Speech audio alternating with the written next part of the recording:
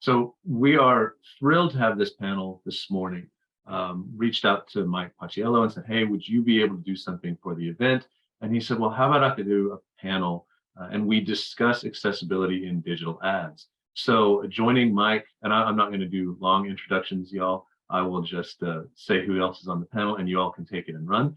Joining Mike are Jonathan Day from Centrist Digital, Joe Dolson from Accessible Web Design, and Gerard Cohen from Twitter. With that, Mike, we'll turn it over to you. Thank you all very much for kicking us off today. Thanks very much, Rob. We're all really happy to be here. I'm just going to run a few slides by everyone that's here today. Thank you all for coming. So do a brief screen share. Get things queued up for today.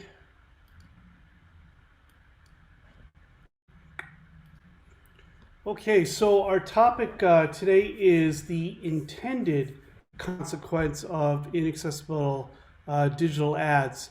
I'm going to underscore the theme here that it is an intended consequence. It's our feeling that what's going on in the metaverse and the digital world and web and accessibility as it's as we all know it has created this intended consequence of digital advertisements that make it inaccessible to people with disabilities. So that's going to be the thrust of our theme today. We're going to move on to the next slide, give you an idea of what the panel itself will be focused on.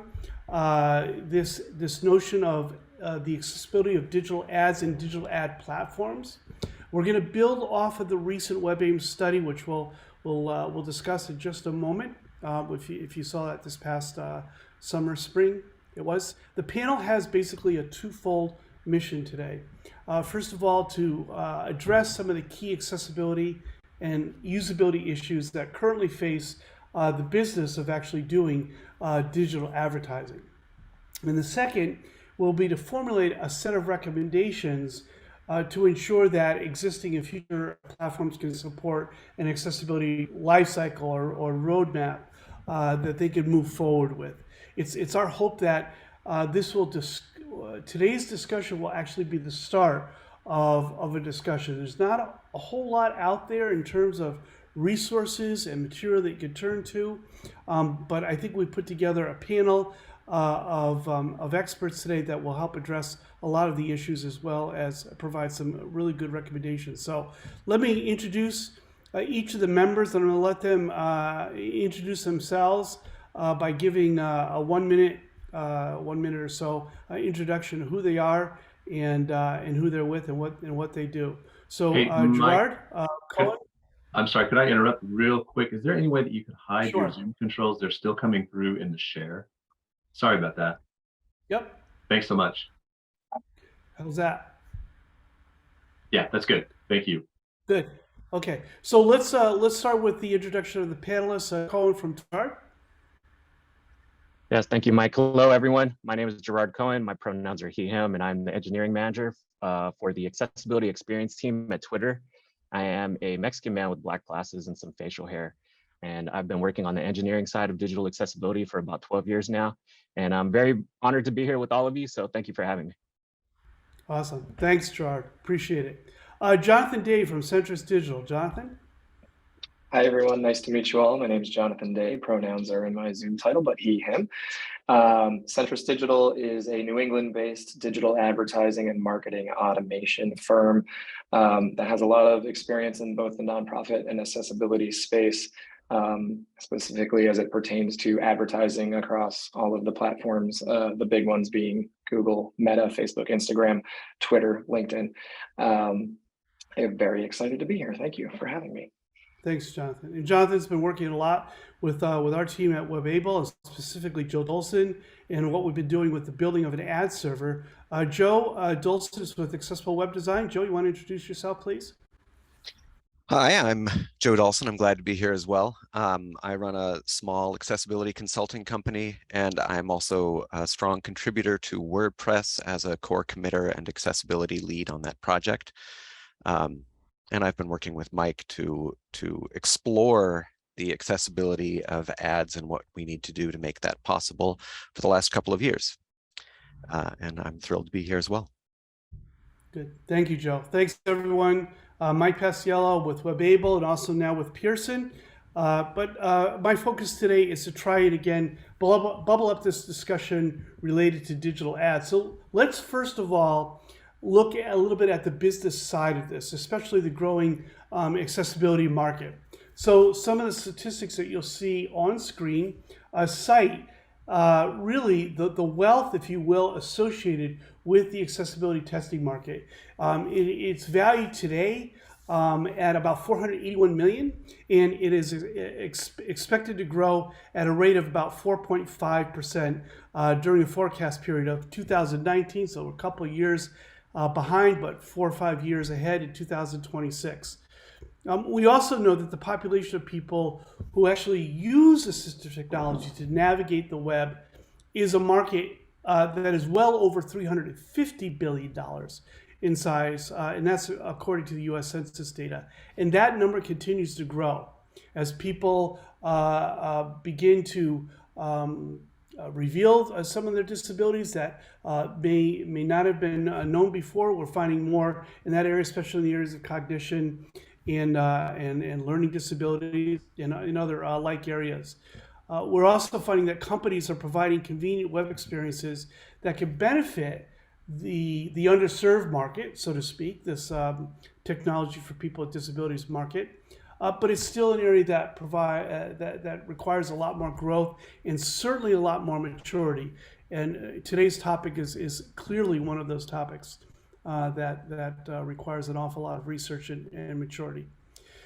By 2023, according to a Gartner survey that they did, a report that they did, the number of people with disabilities employed will triple, not double, triple, just due to artificial intelligence and emerging technologies that are reducing barriers to access. So that is a phenomenal rate of growth just amongst the population and the user and consumer population of people with disabilities. So it's not we tend to call this a niche market, and by and large, when you look at mainstream technology, that would be a fair statement. But the reality is we're talking about millions upon millions of individuals. Some have estimated billions of individuals with disabilities who are underserved. In this market of consumer reach, as it were, through advertising, is one that they're losing the battle with because of the inaccessibility of the ad servers and ad market. Now let's talk about the business value proposition for the companies who are in the business of just digital advertising at large. So according to a recent Wall Street Journal report, the digital advertising market is expanding at rates faster than forecasters had originally anticipated, and where spending on digital advertising will grow by almost 25%, 22.5%, or more than $760 billion US dollars. These are facts. These are undeniable and likely conservative. Yahoo and Statista also report similar growth patterns, led by online consumer companies like Amazon, Facebook, Walmart, CVS, and even DoorDash. So what we're seeing here in terms of just the business value proposition, this is the business that everybody wants to be in. It's why so many companies, as a few of which are named here, are very successful and the money is lucrative. And as the last bullet on this particular slide indicates, that digital ad platforms, as terms of a business itself, the value proposition of digital advertising is really only second to fintech, gaming, and telehealth, as industries and growth industries and emerging industries are concerned. So we have, as it were, the best of both worlds. We have a consumer population of individuals with disability, and we have a market and a business area where growth and digital growth particularly are there for us to work with. However, on screen I have the WebAIM Accessible Ad Platform Survey that was taken earlier this year. And what you see on the screen, and we invite you to go to the actual to the WebAIM survey and look for the accessible ad platform survey just to capture the data. But in general, what we're seeing on the screen is that pages that use a lot of the ad platforms result in enormous increases of errors as they relate to accessibility to users with disabilities. And rather than, I want to make a point, we're not here to pick on or call anyone out in terms of the ad platforms that are up here. You know them. You know who's out doing most of the ad serving today. The point that we really want to address, that we really want to focus on today, are what are the actual user issues? What are the accessibility issues that we're seeing or that we see? That's why we have an expert panel today. And secondly, okay, where do we go from here? What can we do to raise more awareness? What can we do to start building on some solutions? And hopefully we'll drive the owners of these platforms, and certainly development and marketing groups that are behind them, to move towards enhancing those platforms, the ad platforms, so that they're usable and accessible. But I think this one point there that I highlighted on this table, that was brought out in the WebAIM survey, home pages, just home pages now we're talking about, that utilize common AdSense system ads had almost 24 more errors on average than other pages. So if you have a page that doesn't have ads, excuse me, you're going to see a decrease in those errors. But if you've got ads showing up, it's very likely those ads are inaccessible and not usable by the assistive technologies or whatever tools are being used to render web pages by a person with a disability. And in this case, almost 24, 25 errors per page are added. The numbers fluctuate depending on the platform. Again, we're not focusing so much on the platforms and the manufacturers and the vendors. We're focusing on the actual technology issue, and that is the accessibility of ads. So we're ready to start our panel session. And I'm going to ask each of the panelists. We've got 4 questions that are here. We'll discuss them. Just as a reminder, if you have questions later on, we'll set aside some time, 5 or 10 minutes at the end of this session, so that you can ask your questions. So the first questions, and I'll ask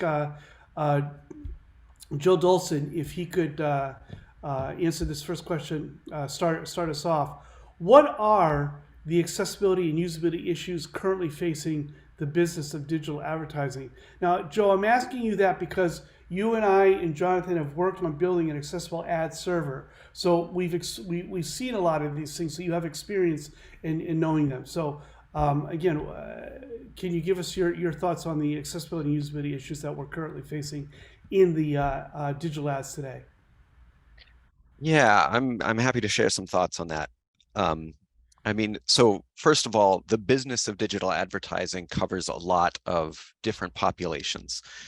So obviously there's the ad network, there's the advertisers, there's the people trying to position ads on their websites, and then there are the people trying to consume those ads, or in some cases trying to avoid consuming those ads. And each of those pieces has kind of a different aspect of the problem to deal with. And I think about the fact that an advertisement is a promise to a consumer. It's something that's supposed to be saying to that consumer, you've seen this ad, now I'm promising you, you can go and get this great deal on this great product. But the reality of that for people with disabilities and users of assistive technology is, even in the case that they encounter an ad that they can tell what that ad is for, they may not be able to get all of the information about the ad, so they don't know what the deal is. Then they may be, if they can follow the ad through and go to the target site, they may or may not be able to actually make a purchase.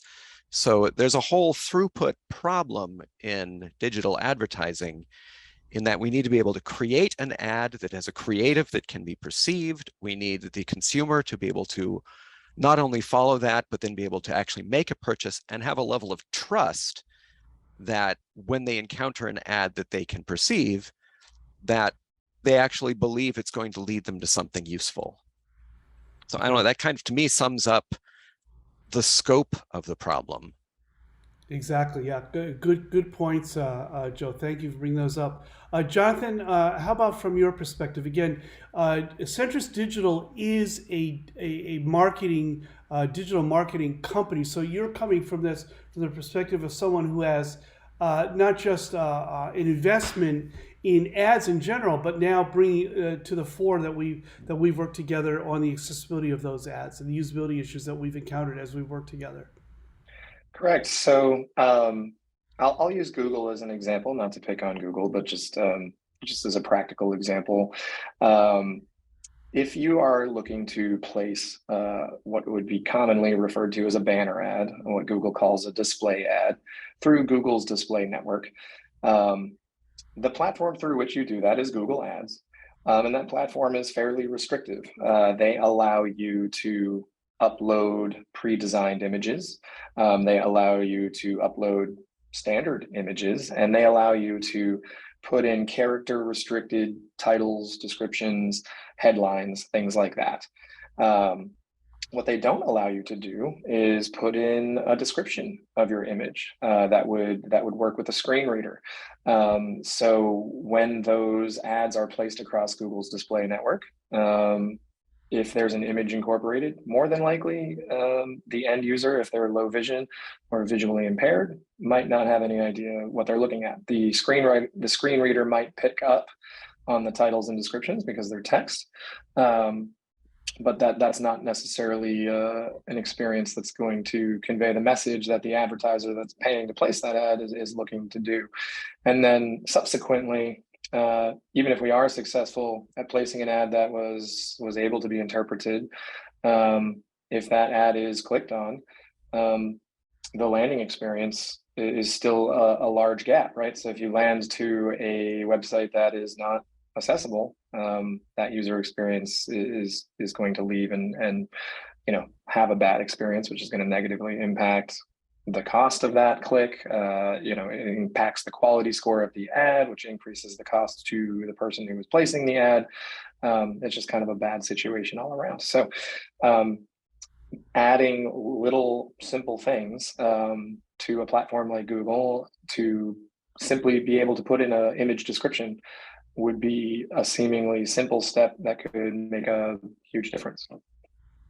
Okay, we're going to get to the to some of the recommendations and suggestions that we have along those lines in the next question. Jonathan, can I also ask you, before we got together and worked on WebAble, did you see a huge demand, from your company as it related to ensuring accessibility and usability around digital ads and digital marketing as a whole? Not at all. So most of our clients, that was never a topic of conversation, unfortunately, until we started working with you, Mike. I'm speculating here, but I think it's a representation issue. I think that the people who are high up in these companies that make marketing decisions, I think there's a lack of awareness, and I think there might be a lack of emphasis or prioritization put on what recent studies have shown could be up to 15% of the population that deal with some sort of disability. So it was great meeting you, Mike, and opening our eyes to that, because it was something no other client had ever even brought up in a discussion. Yeah, and I think it's also worth mentioning, Jonathan, that a lot of work that Centris does is also for nonprofits. And so when you're talking about a customer base, it's not just awareness to industry, but even for organizations like nonprofits who are looking to get the word out, so to speak, through their ads.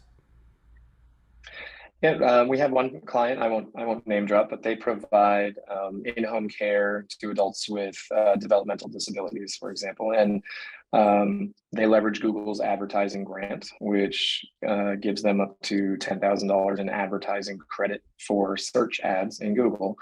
And they leverage that in two ways. One of which is they are looking for providers, right? They are looking for people who want to work for the organization and have a passion for working with the developmentally disabled. And then on the other side, they're looking for parents or family members of developmentally disabled people who need help. And it's entirely possible that there's a swath of the population that's being missed by not being able to interact appropriately with those ads. Yeah. Yeah, very good. So again, that whole notion. So this is one of the challenges: awareness building around this specific issue around these platforms. Thanks, Jonathan. Gerard, you're going to take this, I think, from the perspective not just of a platform company, but more importantly from an engineering and product development standpoint. So, Gerard, give us some of your insights in terms of the accessibility and usability issues that you see facing this digital advertising environment. Yeah, thanks, Mike. And I think Joe and Jonathan kind of touched on it, but I think problems facing the business of digital advertising are really the same problems that any digital space is facing, right? And I could break them down into two categories. The first category is really just the technical implementation, right? The assistive technology support, which requires proper coding practices for the platform that you're advertising on. You think about that stat that you shared about pages that have ads, right? 24 more errors per page that has an ad on it for just this tiny little piece of real estate. That's, you scale that out, and that's absolutely amazing. So, that's the first category. The second category, I think, is much harder to solve, specifically with advertising, and it's this internal battle between advertising design on one hand that's competing for your attention, but also employing patterns and techniques that just straight up conflict with the usability best practices that we all know. So we know lots of motion, auto-playing video or sound or problems, interstitials that completely interrupt tasks, excessive flashing that can be downright damaging and hurtful to some people with disabilities, right? These things are so pervasive that we might be able to start considering ad blockers as assistive technologies, just to help people experience the web without being negatively impacted by ads. So I think there's still a lot more that we need to learn and figure out in this space specifically. Wow, I hadn't even thought about that, Gerard. Ad blockers as an assistive technology. Interesting concept. We'll have to think about that. So again, those are great points, and we appreciate everybody's comments and insights. Let's move on to the second question. So, in Gerard, you kind of started us down this path in terms of two areas. But what solutions, whether they're technical or process, do you recommend which ensure that existing and future digital ad platforms support an accessibility lifecycle or platform as a whole? So Gerard, I just want to come back to you because you kind of started down that path, and I think you've got a lot of experience at that level that we can discuss. Yeah, thanks, Mike. So, nothing super revolutionary. Jonathan kind of hit one, but one of the most important things you can do is just alt text for images, right? Especially when we're talking about email campaigns. You're really missing out on opportunities by not including image descriptions, especially if the entire ad is an image. It's just completely inaccessible to a lot of assistive technologies. And it's also a problem because of the way most email clients automatically block image downloads. I get emails all the time with image placeholders and no content whatsoever, and they immediately get deleted. Not that I, spend a lot of time reading ads, but if it's something interesting and it's made it through my filters, I want to be interested. It might be something I need. But if there's no alt text there for the image to describe it, you've just lost me already. So, if you're going to be using only images for ads, which in itself maybe is questionable, but including alt text for those images is the only way a lot of people are going to be getting the message that you're trying to sell. And related to that, any text alternatives for media, especially captions for videos, are just as important as well. The other thing, obvious is to actually test with assistive technologies, do proper testing with the keyboard. I wonder how many web ads have flawed analytics because they aren't properly catching keyboard events or only tracking mouse movement, right? Ensuring, another thing to consider is, ensuring proper keyboard support, also gives you the added benefit of being able to support more platforms easily, like streaming platforms using remote controls for input as an example. So, that's one thing that I would point out. And then lastly, and this is for everyone, but especially if you're inspired by this panel and decide that you want to get into accessible and inclusive advertising, don't do it on your own. Work with disabled people. Accessibility and inclusivity actually should be extended throughout the entire process, the entire life cycle. So, make sure you're involving people with disabilities in these decisions. Thanks, Gerard. And I really appreciate that last point, because I think one of the things that we've learned over the 30, 40 years that I've been working in this industry is that in accessibility, like any kind of development environment, has a life cycle. And within that life cycle, there are key time stamps, if you will, where we need to inject users with disabilities in that testing, in that design, whether you're at the conceptual modeling environment on the front end of a new product, or if you're on the back end, you're dealing with customer service or marketing on that side. Every area through there, we need to integrate users with disabilities in that process. And it's not nearly as difficult to do when it's planned, because a life cycle of any product by itself, by default, requires that kind of thought, that kind of planning, that kind of organization. I work in agile and development environments right now, and we have the same things in place. We have usability, user testing, UX design, all throughout the entire life cycle of any product that we work with. So just again, to kind of highlight some of the points that you brought out, all text, captions, testing, keyboard support, these are all key areas that we want to focus on a technical, from a technical standpoint, solutions and recommendations that we want to put in. One other point, Gerard, kind of what you said, don't do this alone. So work with users with disabilities and get them involved in that process. But also, there are experts in the field. So work with some of the experts that are out there, and you'll get some good direction, good advice at that level. Good. Thanks, Gerard. Did you have anything more to add? I'm sorry. Oh, no, thank you. You got it. Thank you. Okay, good. It's a little hard doing a panel session when you can't actually look at everybody when you're doing it virtually. So Jonathan, what are your thoughts on technical or process-based recommendations and solutions that we could share with our audience? Well, so I think I touched on one, which I don't want to beat a dead horse with the alt text, but I think it also probably starts at the education level. Most people that end up working in marketing or working for advertising agencies go to school for some sort of design, some sort of communications, and exposing those students from a young age to think about their designs, to think about their communication styles as it could potentially be misinterpreted or not be able to be interpreted by up to 15% of the population is an important consideration that's probably not happening in most college campuses or community college campuses as it pertains to graphic design, for example, or web design.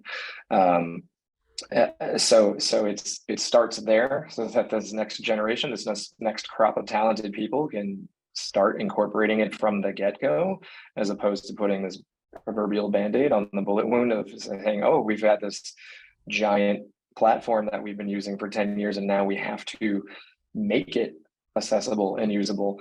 Why can't we just build things that are like that from the get-go?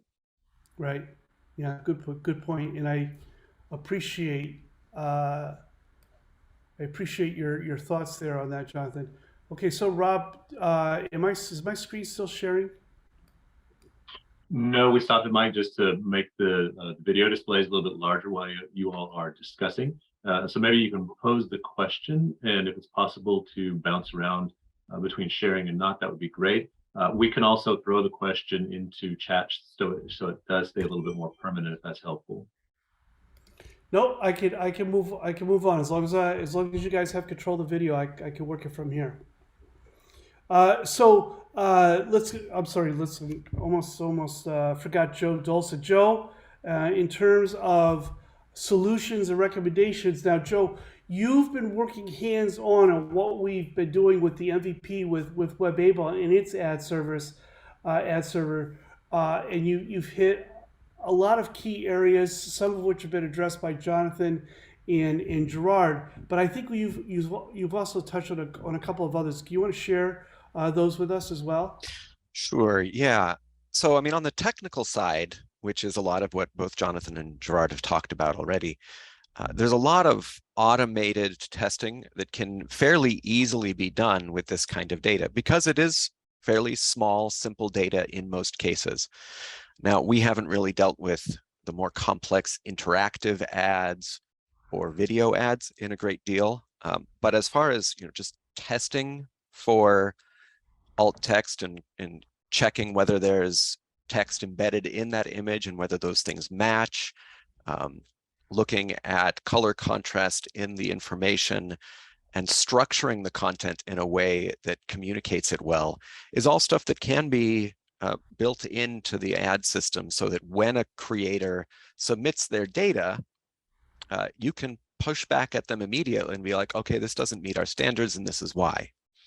So that's a big part from the technical side of just trying to make this happen is pushing back, is saying we know that what you've just provided doesn't meet our guidelines. But I do think that there are two other big process things that could be done to help the overall life cycle of a digital ad. And one of those is making it possible for a content creator, somebody who's building a site that wants to be supported by ads, to declare that they will only allow accessible ads, and therefore be able to flag ads with metadata that says, we have checked this one, this ad is accessible. Because we know that there is no circumstance in which all of these giant ad networks are going to magically replace and fix all of their ads in the next 6 months or in the next 6 years, probably not in the next 60 years. It's a long time. This is a big process. But if content creators can at least be confident saying, I am declaring a preference for accessible ads, and if you can't serve one, then I'm not showing ads. And that allows those content creators to be able to say, yes, I am both showing ads and having an accessible website, which is a challenge. And then the other one is having those ad networks actually look at the sales landing pages and say, okay, does that target actually meet accessibility? Because that's part of that promise I was referring to earlier. It doesn't matter if your ads are accessible if they lead somewhere that isn't. And that's a big ask, but it is also something Google already does for ad display. Google is already going to check your page and say, we don't approve your page for showing ads. So why shouldn't they be looking at the target of an ad as well as something that needs to meet those standards? And in fact, for all I know, they are. Jonathan can probably speak to that, but it might not be accessibility standards. They're looking at different standards. Correct. And I was just going to chime in as long as you're done. I don't want to Absolutely. Yes. Because I would maybe challenge the assertion that they can't do it in 6 months or 6 years, because a advertising platform as large as Google can pretty much do whatever they want, and the rest of us just have to deal with it. For example, they are forcing everyone that uses Google Analytics to upgrade to their new version of Google Analytics 4, GA4 they're calling it, and the old one is ceasing operations and is no longer going to be collecting data as of June of next year. And whether you like it or not, like, guess what? That's what Google is forcing you to do. If you want to use analytics, you got to play by their rules. And they do that with regards to certain ad standards. They have extensive advertising policies, but it's generally regarding sensitive topics. Okay, so like, for example, Google does not allow you to advertise cannabis. Google does not allow you to advertise firearms. Google does not allow you to do certain types of targeting for certain types of advertising. So, the cookie-based data that we know about end users cannot be used to target them with medical ads, because that's a HIPAA violation. Like, if Google is using their search history and they know that an individual has diabetes, for example, we can't use that information to target insulin ads, for example. So it would be pretty easy. Google already has automated machine learning technology that crawls websites and sees if it's a suitable candidate to land ads to.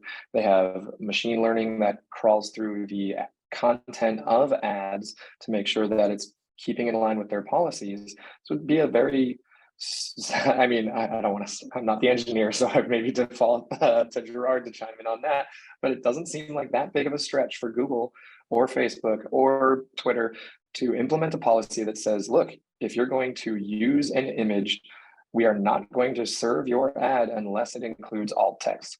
And that could happen overnight, and advertisers would be forced to comply, or the ads wouldn't run. So one thing I do want to bring up before it escapes my brain, because we are talking about intended versus unintended consequences. One thing that has been a positive was Meta or Facebook's decision to default videos to playing with no sound. So as you scroll through your feed, the videos didn't automatically play with sound, because I didn't want to, you know, if you're scrolling in the library, then all of a sudden like a loud video to start playing, right? That forced advertisers and creatives to think about closed captioning for their videos, because if somebody's scrolling by an ad and there's no sound, guess what? That's not a great ad experience. So that simple decision that was based on an end user experience of not wanting to annoy people forced people to think about a disability issue of you know, low hearing individuals that wouldn't be able to hear the video no matter what, and think about captions.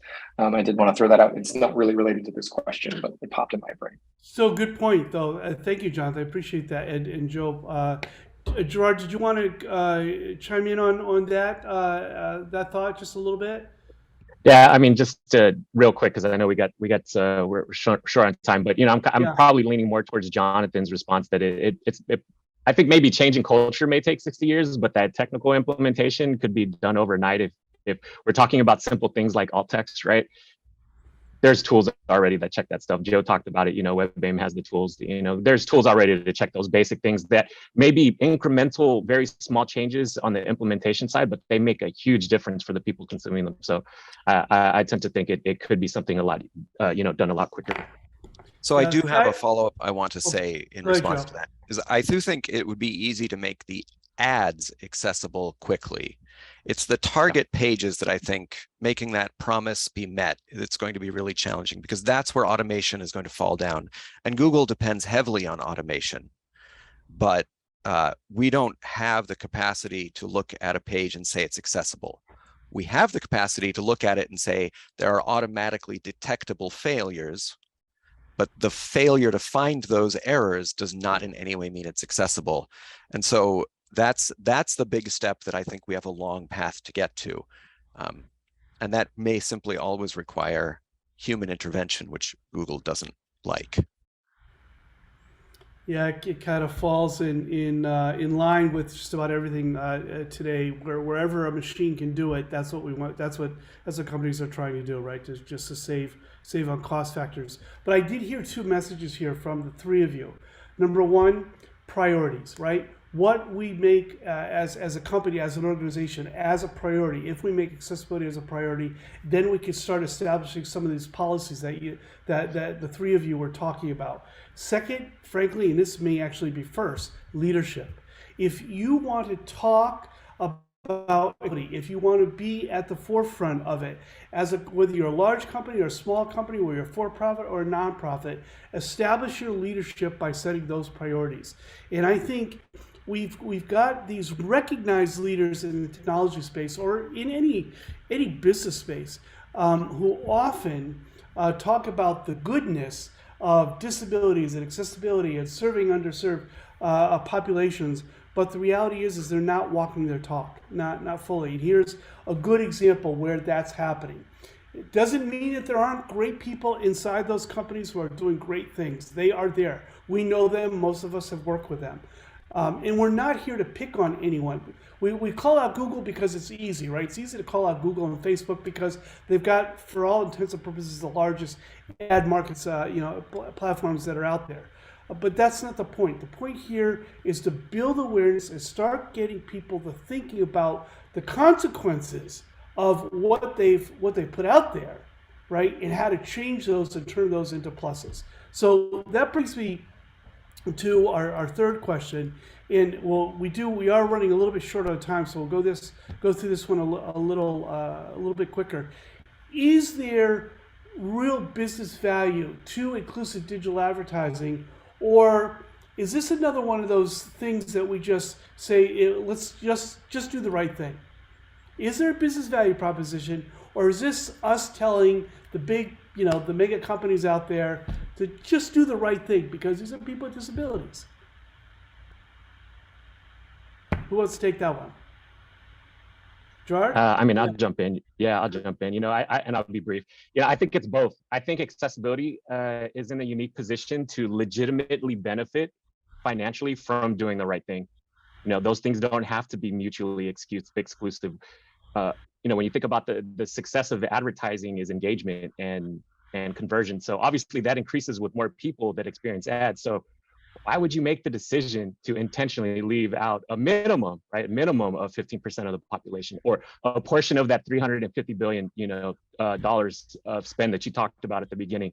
So, if you're interested in making money here, accessibility can be a multiplier to profits, just strictly talking dollars and cents. But if you do the right thing, being a good citizen to the world, if that's important to you, accessibility will allow you to do that as well. So I think it's a win-win, for everyone in both those cases. I will throw out a controversial opinion, and full disclosure, I'm not a person with any disability, so I don't want anyone to misconstrue that I would be projecting an uninformed opinion. But most people hate advertising, hate being marketed to, hate being advertised to. So it's one of those things where you be careful what you wish for, right? If all of a sudden we create this awesome utopia where the capitalistic amongst us are now able to effectively and with a good user experience advertise to 100% of the population, you end up with more cynical people that don't like being advertised to, potentially. Yeah, I don't think it's advertising that's a problem. I think it's serving bad ads or irrelevant ads. We often joke about, I just went to Amazon to buy an umbrella, and it immediately gets followed up with, hey, we saw you bought an umbrella. Here's more umbrellas. That's not, it's not relevant to me anymore. Or, there's ads for just things that, I've been incorrectly included in a certain group or population, and they're just not bad ads. So it really becomes a waste of time. But I've seen cases where people got relevant ads. I actually saw a tweet about this where someone said, for the first time, I got a relevant ad on Twitter that I followed through and actually bought a pair of shoes. That was an ad that worked, right? So yes, definitely that probably historically, what we've seen is it's probably going to get worse before it gets better. So, you're not wrong, Jonathan. I'm certainly a glass half full type of person, right? Like, I work for an advertising agency. This is what I do. But I very much more enjoy the world we live in now, where I am effectively targeted with things I might actually be interested in, as opposed to the old shotgun approach back in the day, where you have no choice but to sit through the commercial breaks of whatever you're watching on TV, and it's all stuff that you don't care about. So from that perspective, I agree, Gerard, that I much prefer a relevant ad, a well-targeted ad that speaks to me, as opposed to one that is not. How about Joe? Joe, your thoughts on that? I think both of these perspectives have a lot of validity, and I'll keep this brief so we can move forward. But the great thing to me about this is that it brings equality more into the picture. And while I am certainly in that pool of people who hate ads, I also think that if you are creating a site with ads, everybody should be just as annoyed by them as I am. That is equality. It may not be desirable, but it's still equality. So from the business standpoint, I think there are interesting knock-on effects. The example from the Facebook Meta changes that have increased captions, those probably have also been beneficial in increasing people's response to those ads, because there's going to be more people who can actually perceive what this ad is about, and who may even appreciate the fact that they can use that. Other changes might have more of a negative effect, because there are accessibility issues surrounding, the use of high attention-grabbing factors like video ads with flashing and fast animation, loud noises. These are all potentially things that, if we start to eliminate that from our advertising, could decrease the effectiveness of those ads, though also decrease the irritation of those ads. Right. Yeah. Good points. And Joe, I think you mentioned when we were talking about this earlier, just again, in terms of the business value proposition, some sites literally are funded by the ads. That's how they're trying to build their businesses. Do you want to comment on that a little bit and how that plays into this discussion? Well, certainly. I mean, for a content-based website, a blog that is trying to fund itself entirely through advertising, they don't want to charge the visitors, some nominal amount. Microtransactions have never been particularly successful at this point. There's this desire to be able to put ads up and be able to have them be effective for your user base. But if your website is specifically about topics that are for assistive technology users, for people with disabilities, or you have a personal motivation to want your website to be accessible, you literally can't do that. You are having to make a sacrifice. Like, either I support with ads and I am explicitly excluding my target market, which is not good for the ads, because if none of your users can perceive them, they're obviously not going to have good click-through rates. Or you have to decide to just change your target market and reach people who aren't who you're trying to actually communicate with. And that's a really terrible scenario to be in. Yeah, it's really a valid point, an important point to keep in mind. Guys, I want to thank all of you for joining us here on the panel. I know that there's some questions out here, Rob, that we want to get to. I've left about 10 minutes so that we could do that. So do you want to go ahead and moderate that, Rob, and Sure. we'll go from there? Yeah, well, first and foremost, thanks to each of you. This was fantastic, incredibly insightful. Really appreciate you all dedicating the time and talking about this. So one of the first questions that came in is a little bit bigger picture question on the heels of the relatively recent announcement that in the United States, the U.S. Department of Justice is going to move forward with rulemaking, at least for public sector entities, about technical standards around accessibility. The question is, how might those upcoming rulemaking under the ADA and digital accessibility affect digital advertising? And what would you hope for in new rulemaking? I think I'd like to focus on that first part because there are a few things that came into my mind where there could be some overlap, but I think it's a great question to pose to you all. What might this rulemaking do in the ad space? I'll comment first, because I think if you really listen to all of the panelists and their discussions, especially on the technical level, what the issues are around the inaccessibility of digital ads, there's really not a whole lot there that is left outside of what we already know are standards within the Web Accessibility Initiative Content Accessibility Guidelines and authoring guidelines as well. I think all of those points are there, and Gerard and Joe, you guys will know this at a little bit of a deeper level. I just can't think of anything that might be missing. So if in fact the DOJ goes forward, and if they go forward with the recommendations that we came out with 508, which was to use the WCAG guidelines, the AA guidelines, as a reference point, then we're probably going to have a tidal wave of advertising organizations and companies that are really going to have to get their act together. Yeah, I mean, I would certainly agree with that.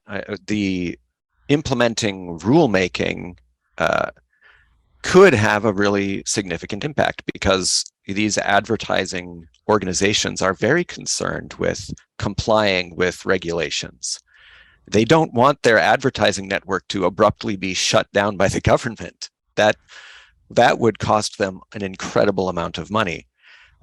And a lot of this is relatively trivial for them to actually implement. As far as actually making the ads accessible, getting that all the way through process, that's a different problem. That's because that ultimately ends in the hands of the sites that are building ads. But yeah, regulations are enormous in making these things actually happen. And that chain follows through standard ADA compliance which the DOJ is very much aware of. It's not just who makes them, it's everyone that's associated with that ad. I really don't think that it's going to require a lot in terms of technology. I think it's going to require an awful large investment in terms of process and support within the business processes and policies that these companies have. If you don't mind, Rob, I believe this question is maybe a good transition to the most recent question about spam and fake ads. If you don't mind, that question is from an anonymous attendee. Would creating more accessible ads impact the production of spam/fake ads, make them more recognizable in emails, Facebook, etc.? And I would argue that that has probably been the focus of the major advertising platforms as of late, since probably 2016. Advertisers have really cracked down on finding out who is placing the ads, who is funding the ads, where the ads are going, what the content of those ads are. So there's been an enormous investment of human and probably monetary capital in trying to reduce spam. And I think by instituting, whether it's through rulemaking at the DOJ or whether these companies just decide to take that positive step and implement it into their own internal advertising policies, holding both advertisers, creatives, companies, web designers to a higher standard by saying, you won't be able to place ads on our network unless you meet these very specific criteria, would have that effect as well. Because the spammers and the bots and the nefarious actors out there are going to have to adjust their tactics to try to get through those automated approval processes. And that might just be something that is either not within their skill set or something they don't care to do. There will always be bad actors. There will always be people trying to get around policies and things. I think the more focus on accessibility, the less spam you'll see, in my opinion. Rob, do you want to go on to the next question so we get at least a couple, three in here? We probably have time for one more, so we'll have time to transition over to the next session. But let's see, how should we wrap up? I did, Jonathan, that was my next question. We were on the same wavelength as far as going through and carrying on the narrative there. There was a question in the chat that I wanted to come back to, which unfortunately just posted something in the chat. So I apologize for taking up a little bit of you all's time. Would you all talk about the dynamic varying size of ads?